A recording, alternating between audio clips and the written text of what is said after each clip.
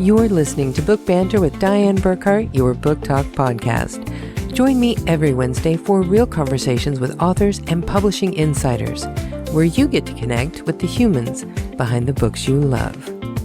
Let's get on with our show today.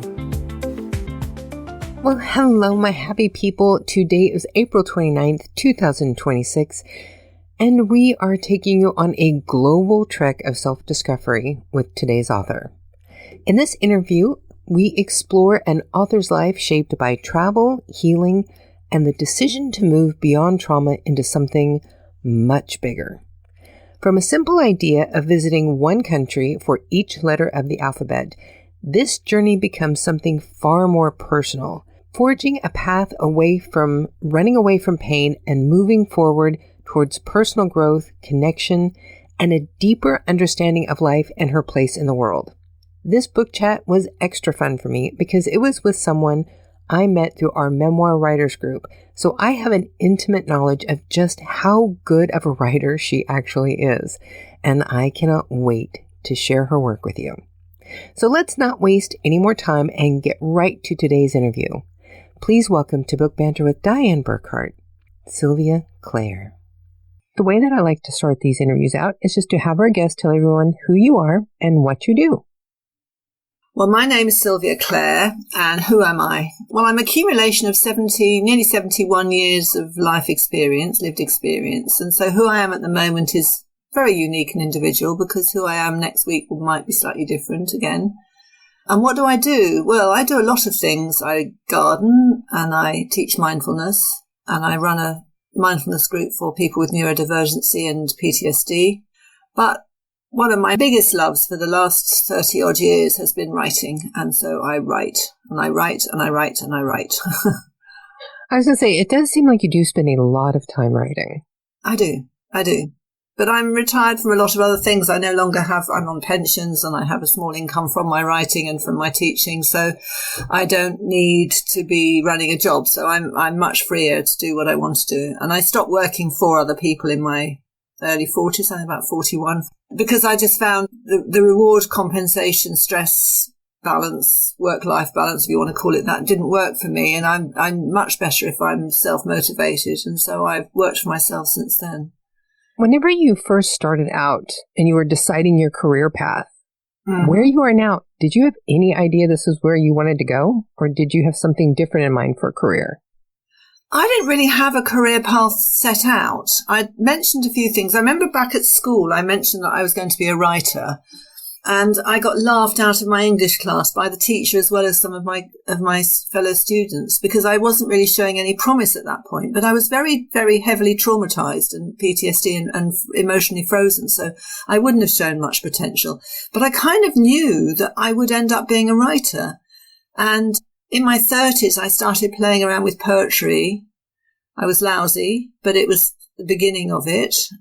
I'd studied poetry at A-level English Lit, but I couldn't access it because I was too emotionally frozen. I couldn't get into the vibe of poetry or anything like that, but I had this attraction to it. So I kept going back. And then when I met David, my second husband, in my 40s, we discovered we both liked T.S. Eliot and a number of other poets. And we hadn't realised when we met that we liked poetry, both of us. So we started reading poetry together. And then I started writing again. And he's a singer and songwriter. And he's also writes very nice poetry. So we both started writing. But that was after I'd already started writing non-fiction. My first book was published in 96. That's 30 years ago, isn't it? Or 97. I know the contract happened in 96, but I think the publisher might have got it out in 97. I can't remember now. But anyway, so that was starting to happen anyway. And coming back to the poetry side was a different thing. So I've been writing and being published for 30 years now. I've been doing a little bit of snooping on all of your social media and listening to some of your YouTube videos. All right. When did hypnotherapist come in? Well, I was struggling at work as a teacher, as a senior lecturer actually in developmental psychology, and I was also kind of responsible for the staff and managing social sciences department at the college I worked at. And I was having trouble with one of my staff. I won't go into details about it, but it was male versus female, and I tried to get support. But because of other differences, they were able to counter my claims, and I ended up having a minor breakdown, a minor one. and leaving teaching at that point. But I was going to a hypnotherapist about that during that time. I was recommended by another colleague of mine, to go and see this hypnotherapist. And I did. And I saw him on and off. His name's Garner Thompson. He's a wonderful hypnotherapist. And I went to see him several times on and off. And then I thought, when I wanted to leave teaching, I thought, well, that therapy, I wanted to teach meditation, but therapy would also be a useful tool to have in my belt. So yes, I became a hypnotherapist. Although I haven't used it for years, I prefer mindfulness infinitely. What is it that you prefer about mindfulness? It's more challenging, but it's more accessible. You don't need anybody there else really in your life. And I'm a very independent person. I'm very open and sharing, but I'm also very independent. I don't like being told or fixed by other people. I like to work it out myself. I do a lot of self-examination as a result of my mindfulness practice, which again is about 35 years old now. I do get, though, that about not wanting people to tell you what to do. But I think it's also, I liked the philosophy and psychology of mindfulness, and backed up on my psychology degrees and qualifications and experience of teaching psychology as a subject to all sorts of people. It kind of fitted with what I already knew. And I think it was that sort of, it was a natural fit for me. I think that's probably the best way I can describe it. It's a natural fit, and it's continued to be so. I would never in a million years give up my mindfulness practice. Well, I know you've been doing, for several years, you were doing mindfulness retreats at your home. How did that get started? When I left teaching and I started out being self-employed, I used to run workshops at my house at the weekends for people. I lived in South London. London is a very large population of people who do things like that. So I ran workshops, and sometimes I did them at local arts centre and sometimes I did them at my home. And I had quite a big mailing list of people I'd send out to, several hundred. And I filled 10, 12 places on every workshop every weekend. And that was basically a lot of my income, apart from individual clients during the week. And at that point also, I'd started writing my first book. So that was what I was doing, really. And things just evolved. I never kind of set out to be anything, really. It just evolved naturally. One thing led into another. And that's what happened for my life. It's what's happened to all my whole life. So when I met David, initially we were going to keep my house, and then I sold the house and got a flat in South London so I could carry on teaching. But I realized that because I wasn't there all the time, I wasn't making as much money. So I was earning enough to cover the cost of travelling up and down to the Isle of Wight where he lived, and of covering the cost of running the flat and my basic living expenses, but very basic. But I had nothing left over. And so I was working very hard for nothing and feeling quite disjointed because I wasn't based in any one place. I was partly in my flat and partly on the Isle of Wight. So we had a long chat and we decided to get married, and I agreed to move down to the Isle of Wight because my younger son wanted to do his A-levels down here. My older son had left home by then, and David's daughter was still at school and didn't want to go anywhere. So it was easier for me to move down.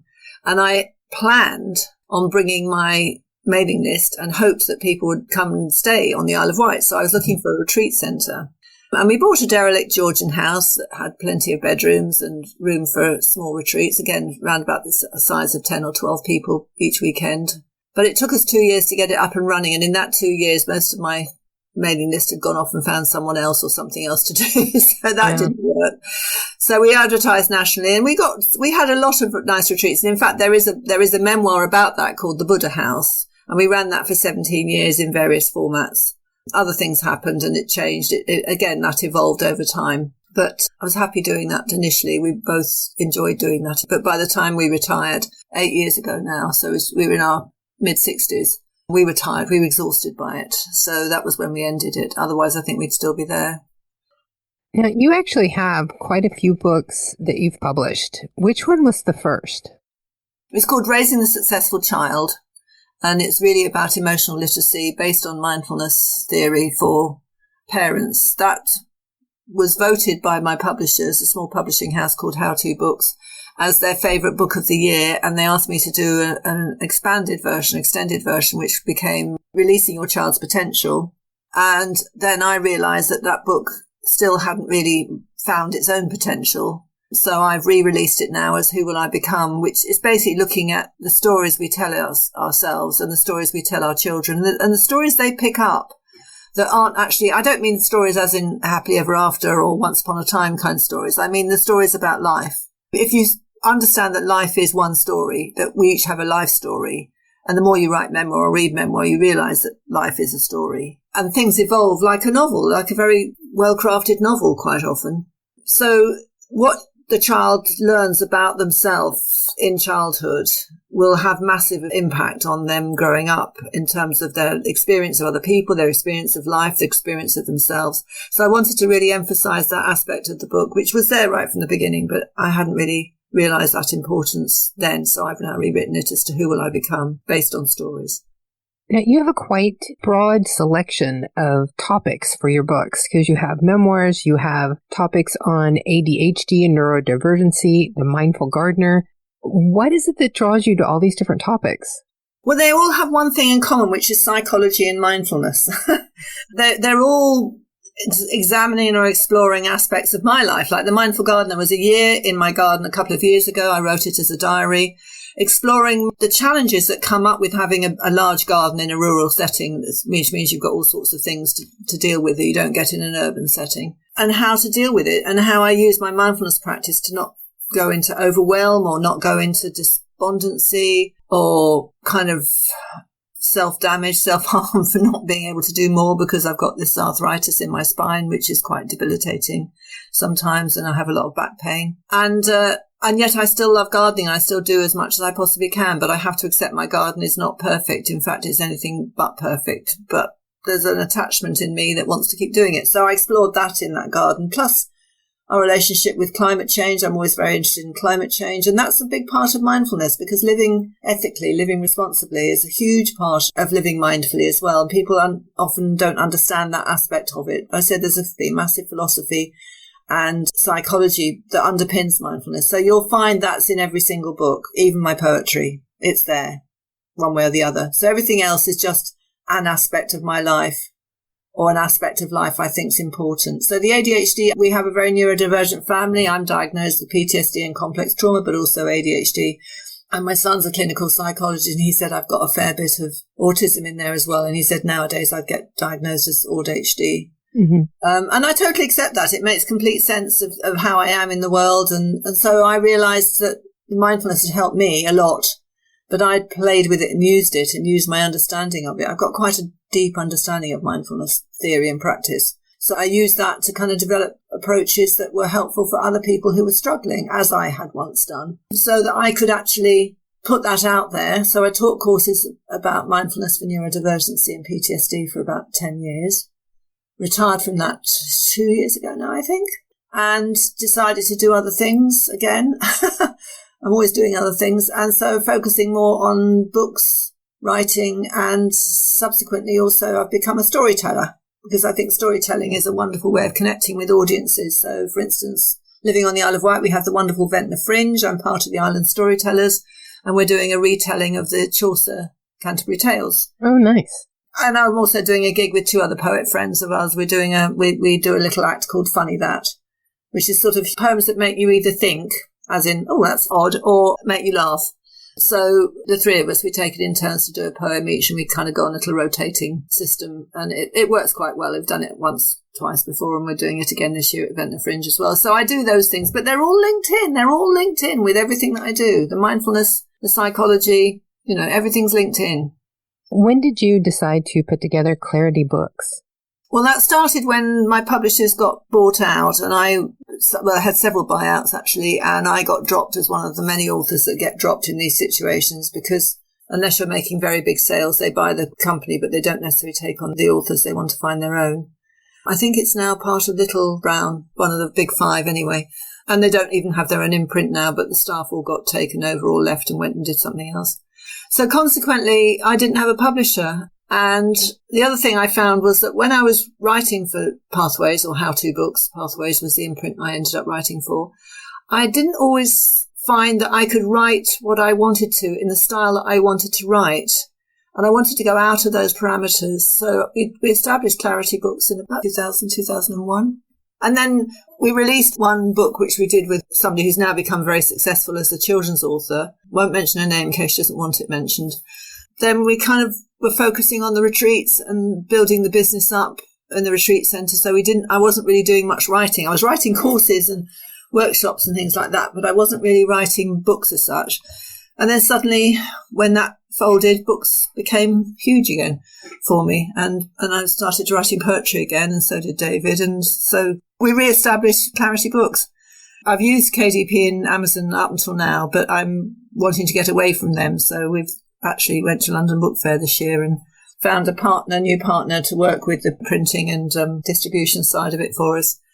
So hopefully we're branching out a bit more widely as well. But that depends on one or two other things. There's a load of things that have all got to fall into place in the right way, like a load of dominoes, Once they fall into place, that'll happen. And I never thought we'd ever end up doing that. I thought it was going to end up, I'd just ditch it, retire and say, that's it, I've had enough. But we want to focus on memoirs that tell stories that are important for people to hear. So people who've been refugees or illegal immigrants or people who've been through domestic violence, not necessarily all grim stories, but stories of how people have overcome difficulties in their life that will help other people or help people who haven't gone through those challenges to understand a bit more and be a bit less judgmental of those kinds of people.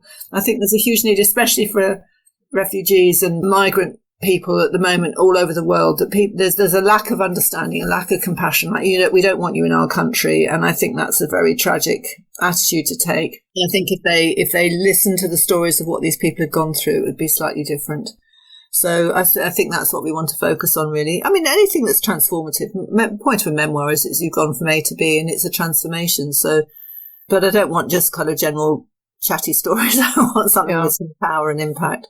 So we'll be looking for, if it falls into place, this is very preemptory here, but if it falls into place, we'll be looking for memoirs along those lines as well. When did you decide to write Travelling the Alphabet Geographically? Well, I didn't decide to write it till relatively recently, but I started the game, which is the basis of the book, in my 30s when I was having a dinner. I can't remember even where the dinner party was, whether it was at my house or someone else's house, but I was with some friends, and I know we were sitting around a table. I distinctly remember that. I just can't remember who else was there. And we just sort of said, well, we've all kind of been travelling a bit. And we said, well, what countries have you been to? And I realised I'd been actually done quite a lot at that point. And I said, oh, wouldn't it be nice if we did one country for every letter of the alphabet? We went through and we checked off what letters we'd all done already. And we'd done quite a bit.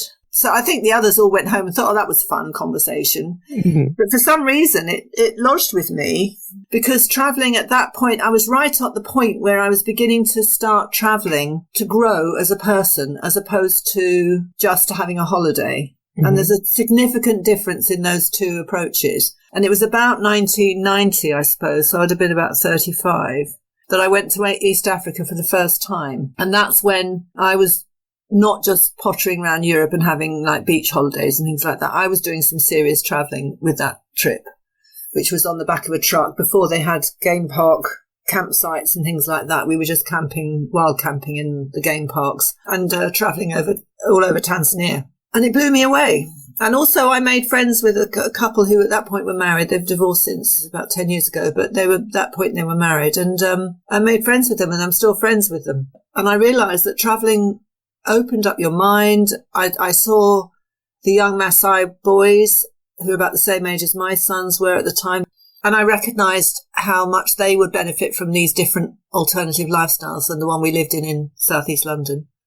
So then when I started writing books again, about 8 years ago, I suppose, my first thought was to write a memoir of my childhood and the problems I had with my childhood, but I realised that there was a lot more in me. And so the Travelling Geographically, I thought that's actually a book. I could do an A to Z of all the countries I've been to and how they've all affected me and what I've learned about myself and about life and about the world, the planet, and how it's opened me up completely to be pretty open-minded, really. I'm pretty accepting of everything and anything. And it's given me an amazing quality of life. So I just wanted to write that book. So I think I then realised I had to travel to all the countries. And I'm married to a lovely, perfect husband for me, but he's not a traveller particularly. Europe's okay, Canada's okay. The friends I made in Canada are now his friends as well. But very much a homebody, really, and definitely not wanting to come to some of the places I've been to. So we came to an agreement that I would go on my own. And so I started traveling on my own with these tour companies. And I've had a fantastic time. And although the book is now finished, I'm not stopping. Yeah. I'm publishing pieces from those travels on Substack, on my Substack account. Well, and I love that you have this listed in different ways in the beginning of your book, because you have the countries in alphabetical order that you have been to, but then you also have them by date. Mm-hmm. And this was an incredible undertaking because you're starting out in 1966 when you were, 11 years old? Yeah. Up until last year. Yes. Well, I was trying to think, because I had to make up the rules for the game as well. I mean, it just evolved over time. I'm like this. I get an idea and I like the idea and it sticks with me and it ruminates around in my head and then it becomes something bigger. But the more I got writing up my trips, which I started probably I've always written a journal when I go on holiday. Well, for the last 30 odd years I have. So I had a lot of my trips were journaled, and I've got all those journals, obviously. So writing those up wasn't so difficult. Writing the earlier trips up was more difficult because I had to remember. But like my French friend Nadine, she came to me as a foreign student actually. And yeah, our friendship developed over the time. So going back to see her, but I don't think I'd ever realised until I started thinking about it how important and significant my friendship with her became over the years. And in fact, even now I probably still recognise more about it than I did at the time. So there were lots of trips backwards and forwards to the same people in the early years. And then I started branching out. She's in the process of reading the book, by the way. I'll see how she gets on with it. I did say to her, I'm mentioning you quite a lot. Do you want a pseudonym or an initial? She said, no, it's okay. You can put my name in. So she crops up quite a lot. But generally, overall, she helped me, and my old school friend Karen, who I went to stay with in the Netherlands, she helped me remember some of that. And the friends in Spain and helped me fill in a couple of details. So I had help from the people who were involved in those stories as well. But then I had my journals, and so it was relatively easy. But it was tremendous fun writing them all up. I've been doing it on and off for about 10 or 12 years. And it was only when I started doing this last 3-4 years serious intensive travelling to finish all the letters of the alphabet so I could write them up. Mm-hmm. And having a whale of a time, really loving it. And tremendous fun, and also meeting new friends. I mean, I've got 2 or 3 people in Kenya now I'm quite friendly with and in touch with, and will stay in touch with for a long time, for instance. So, there's all sorts of wonderful things that come out of it, and it's interesting. So the idea of the book probably started about 10 years ago, but obviously I had to finish doing the travelling, so I wrote other books in between, but I was writing up the stories and publishing them, sometimes on my Medium account, sometimes elsewhere. Some of them, they now all go onto a Substack. And then collating them and adapting them, because each one I wrote individually, I wrote as that trip. But obviously I wanted the progression of my personal journey, my spiritual, emotional journey through the country. So I had to go back and rewrite all of those. But it's been fun. It's been an interesting journey, interesting project.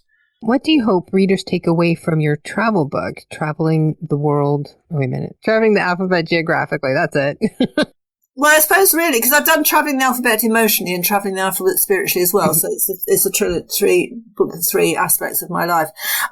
Geographically, I want them to look at how they travel. What's the attitude they take? Are they just going to chill out and exploit a place, or are they going to go and participate in a place and recognise the privilege they have to be able to travel and the privilege they have to treat people that they meet on those trips, not as staff or servants or whatever, but as human beings providing a service for them that should be able to expect full respect, and to respect all the different customs and things, not just make jokes about them or take the mickey out of them or anything like that, but to actually look and say, well, how might this actually be better or not so comfortable as where I live and what I live with, and that's I think that would be a much better way if everybody travelled positively, constructively, and open their eyes to what's available. I think we'd have a lot less war, a lot less racism, a lot less cultural division, a lot less trouble and strife across the planet generally, because we'd all be willing to listen and learn and understand each other's ways of life, and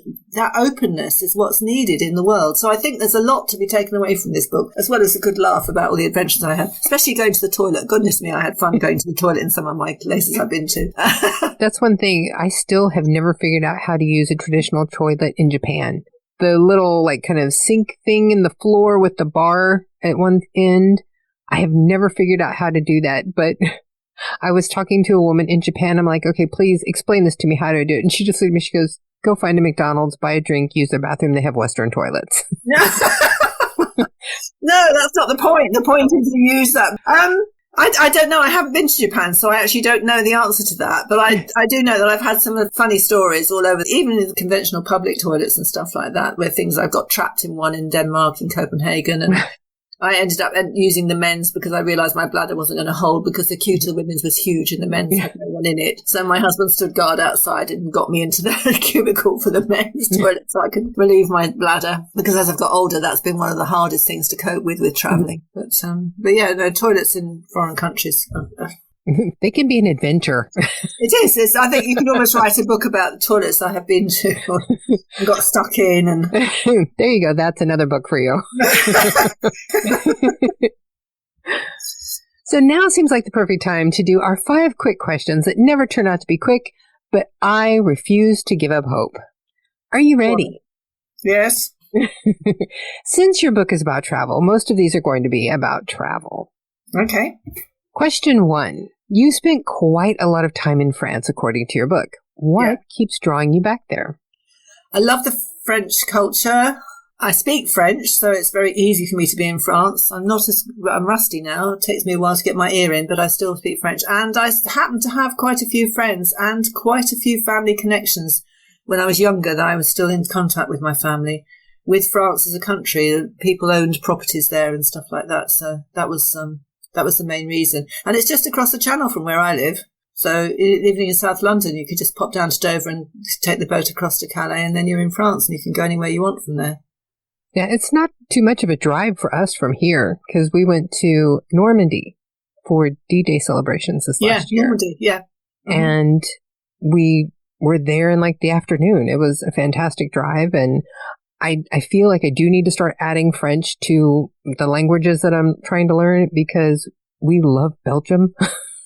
Yeah. And Pedro can speak a little bit of French. I speak nothing, but I'm trying to learn so that we can have a little bit better communications as we're traveling around in this part of Europe because it's just so gorgeous. I love France. I mean, if we rejoin the EU, with David and I talking about possibly going to live there. Oh, that'd be nice. If we rejoin the EU and which makes it possible for us again, because we both like it a lot there, and I think it'd be a lovely place to live. So now, question 2. Yeah, that was a long answer to that question, wasn't it? Yeah, you see this. This is why they're never quick. They're 5 quick questions that are never ever quick. So now, question 2. Have you ever gone somewhere and thought to yourself, I'm really glad I came here, but I never want to come back? Yes, actually. I think possibly Budapest. I'm not saying for generally Hungary, but Budapest, because it was lovely. It's a beautiful city. I was there for 3 days. I was joining a trip that left from there, but I went a couple of days early so I could actually walk around the city on my own for a couple of days before other people joined up, and we had to join with our tour guide and move on. Mm-hmm. And the rest of the country went out to the Romanian border, so that was completely different. But Budapest is a city that is dedicated to tourism. Oh. And I wanted to go and have a Hungarian experience. Yeah, I get it. Not a tourist experience. And so for that reason, although I love the castles and I love the galleries and the museums and all the rest of it, because I'm a real art gallery, museum type person, I didn't really enjoy that aspect of it.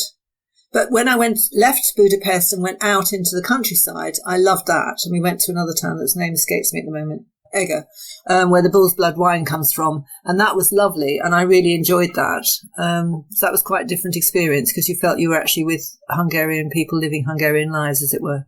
It makes a big difference. It makes a massive difference to me. I don't want to go and have a tourist experience in a tourist town. I don't want that. I specifically don't want that. That's why I like rough camping and backpacking and off-roading and stuff, you know. So question 3. Yeah. What country has surprised you the most when you got to see it in person? Wow. Possibly Socotra, which is part of Yemen, because Yemen itself was a bit of a no destination. The British government doesn't recommend you go there. But Socotra, I did find an insurance company that would cover me for travel insurance for a specific trip.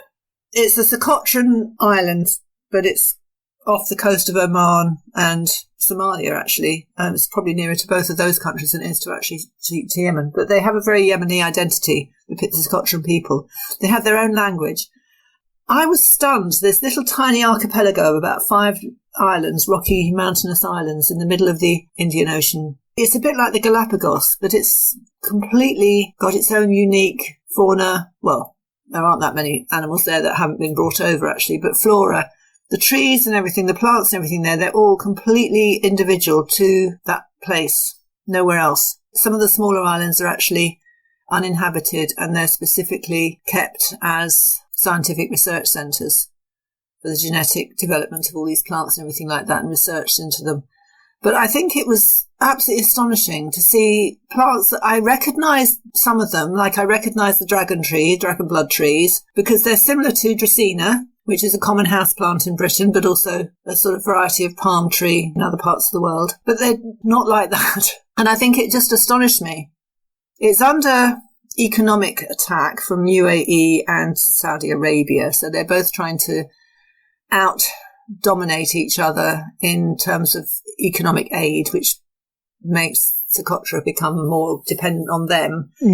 Because they both want to take it over, because it would be a fantastic port in the middle of the Arabian Sea, Indian Ocean. And they could turn it into a container ship port, and they could make an awful lot of money out of it, but it would completely ruin it. Yeah. The Socotran people don't want that. So I think I'm rooting for them in my heart, that they maintain their independence, and that the war in Yemen eventually gets resolved. But the Middle East is such a mess at the moment. I don't know how much of an important aspect that Socotra will even be to them at the moment. So I think, yes, Socotra would be the one. So question 4. Yeah. If someone asked you for one place they absolutely should see in their lifetime, where would you send them? Oh, well, that's very difficult, because it depends so much on what they're interested in and what they need to be educated in. And I'd say there's a balance between what do you already like and what do you need to open your mind to. I would say probably Africa, somewhere in Africa, because that does all of that. There's some amazing things, wildlife and astonishing cultural places to go all over East Africa. But there's also some very challenging experiences that will open your minds and your eyes to things that are happening. And I think that's probably the combination of those two. So I'd say somewhere in East Africa, but I wouldn't say specifically which country, because there's differences with each one, but they're all beautiful. That's where we want to actually go. Not next. Pedro wants to go to Scotland next, but then after Scotland, we want to go to Africa, because both of us want to go there. And he has been on every continent except for Africa. Mm-hmm. I would recommend doing it. I don't know, actually, I'm not sure with your health problems whether you cope with a trip like the ones I go on, but you should be able to. They're pretty good. But I'd certainly travel around anyway. I wouldn't stay in one place. Yeah, we want to do a photo safari. Lovely. That's really good. Yeah, that's excellent. So question 5, we're asking the same question of everyone this year, because we're building a database to put in our year-end book buying guide that we publish in November. And the question is, which book do you think had the best movie adaptation that you have seen so far? It's got to be one of the African books, hasn't it, with the movie? I mean, you've got Gorillas in the Mist with Dianne Fossey. You've got Karen Blixen with Out of Africa. I think one of those two, because they're the ones that got me into wanting to go to Africa and out of Europe. And then once I'd been to Africa, then I wanted to see the rest of the world. So I'd say one of those two, but I would be hard-pressed to say which one. Both excellent films, both had me awestruck whilst watching them. Yeah. I wouldn't say which was the best, though. I couldn't say. Am I allowed to do that? It's a bit of a chicken, yes. Isn't it? Nobody ever picks one. Well, it's a huge thing to ask. I mean, I could, in terms of, which aspect of my life, because I actually also like films a lot, and I've seen a lot of films in my time, and also been around for several decades, so seen a lot of films over decades as well. And there's so many films that stand out, but I think those two stuck with me for decades, and they actually were the inspiration for going back to Kenya and through to Uganda to see the gorillas. And also to go to Karen Blixen's farm, which I did on this most recent trip, which isn't in the book, but there are articles about it on my Substack. Well, and that was probably one of the reasons why I started thinking about going to Africa too, because whenever I was in college, I read a lot on Dianne Fossey and Jane Goodall. Yeah, Jane Goodall, she's another hero. There's no film attached to her, so I couldn't say her. But I read a lot of their published works. I did reports on them in college. I was just absolutely fascinated with the two of them. Mm-hmm. Mm-hmm. I think they're both amazing, absolutely amazing, incredible women who achieved so much. So now, what are you going to be working on next? I'm currently putting together some compilation books I want to do a collection of all my poetry, which is quite a lot, and chuck out some of the weaker ones and put all my best poems in one book. I'm writing quite a bit of poetry at the moment. I'm entering a few competitions and things, not winning anything, but that's okay. Aspiration. It's fun. Yeah, a compilation of all my mindfulness essays as well. I think that would be beneficial to people who are interested in the mindfulness aspect of my approach to life. They're very practical. Well, this is the way to live with mindfulness on an everyday basis. This is how mindfulness affects this part of your life, or this part of your life, or this emotion, or that feeling, or whatever, So I've got lots of those. So I'm going to I've published them previously on Medium, but I'm leaving Medium as well. I'm putting them on Substack. I haven't got any new books in me at the moment. Something might change on that front, but I think I've written all my memoirs. I can't think of any non-memoir based topics I want to write a whole book about. Essays, yes, but not a whole book. But I mean, the mindfulness essays will become a book because I'll make sure there's a thread going through from one to the next. So each essay will just be a chapter. So I think that'll be quite good. I've got several people already saying they want to buy that. And then really I want to get my husband publishing his books because he's got 3 or 4 novels which he started and finished and hasn't published yet. And I want to get them done. And also his memoir. And just generally get him being productive because he's very good at supporting me, but he's not very good at getting his own stuff out there. And then I really want to turn to Clarity Books and start working with other people's work. I really enjoy reading and editing other people's work. I've done a lot of that in the Memoir Mentors group. Mm-hmm. And I really want to start doing more of that because I think I'm reasonably good at that. And my experience in writing myself has informed a lot. I've also gone and done an MA in creative writing. So I've learned a lot more about technique and styles and things like that from that course as well. So yes, I think that's probably where I want to go next, really. It's more supporting other people writing their life stories. We should probably go ahead and mention that if anybody is trying to write their own memoir and looking for a group to help them, they can find Memoir Mentors, the group that Sylvia and I are both in, on meetup.com. Mm-hmm. I'd recommend it.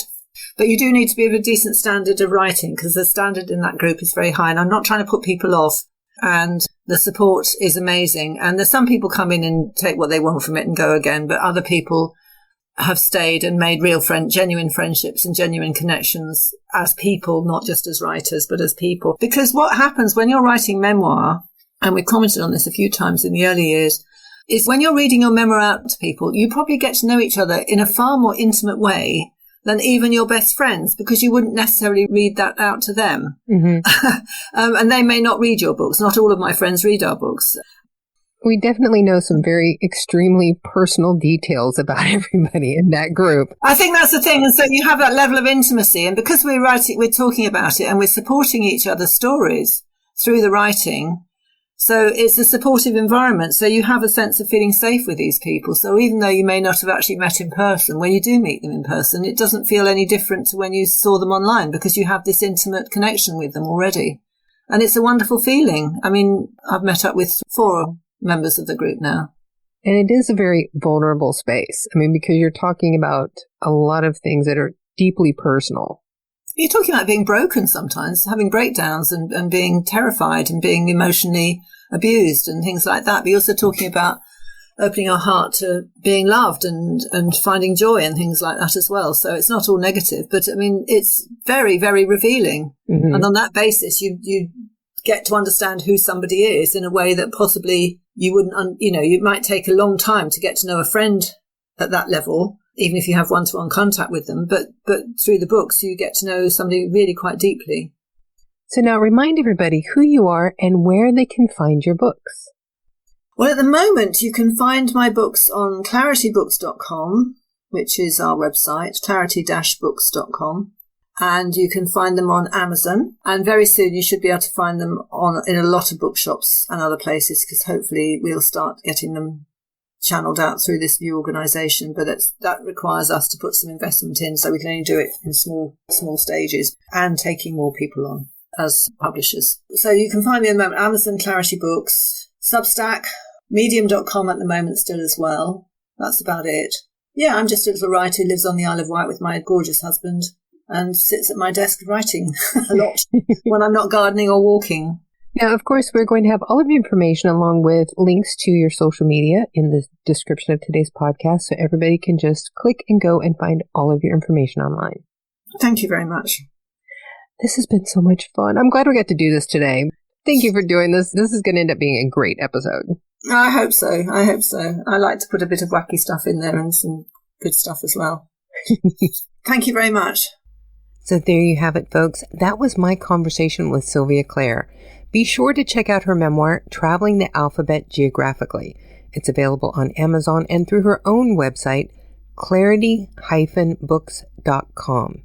You can also find other titles by Sylvia, including No Visible Injuries, The Mindful Gardener, and Living with and Loving ADHD and Neurodivergency, just to name a few of her published titles. You can also find books by her husband, David, who is also a very talented author. Links are in the description of today's podcast to help you just click and go to learn more and buy her books. Now, next week, we'll be back with Tara Hodgson, author of At Least I'm Trying, a young adult thriller that follows Reese as she is pulled into a dangerous world where identity, trust, and survival are all put to the test. This was a great conversation, and you will not want to miss out. So mark your calendars and be back here next Wednesday. Now, before we wrap up, I have a couple of quick updates for Burckhardt Books and Book Banter Productions. We'll be releasing the first 2 unedited chapters of Langston Watch Hotel very soon. This is the first book in our new paranormal romance series based on actual ghost hunting adventures the author went on in college. If you would like to have a chance to read these chapters, you will need to join our mailing list at burckhartbooks.com/subscribe. Being part of our happy clan does have its privileges, and it doesn't cost you a cent to join. Also, some personal news. I was recently featured in Podcast Stars magazine, their April 2026 issue, as part of their Women Who Own the Mic features for this Book Talk podcast. You can check that out on our main page at burckhartbooks.com to learn more. And if you enjoy our podcast, we would really appreciate your help. Please go and check out episode 216 as soon as you are done here. In that episode, my friend and fellow author Sebastian Duo Russell discussed the new Haunted Heart series and his book, Burning with a Blue Flame.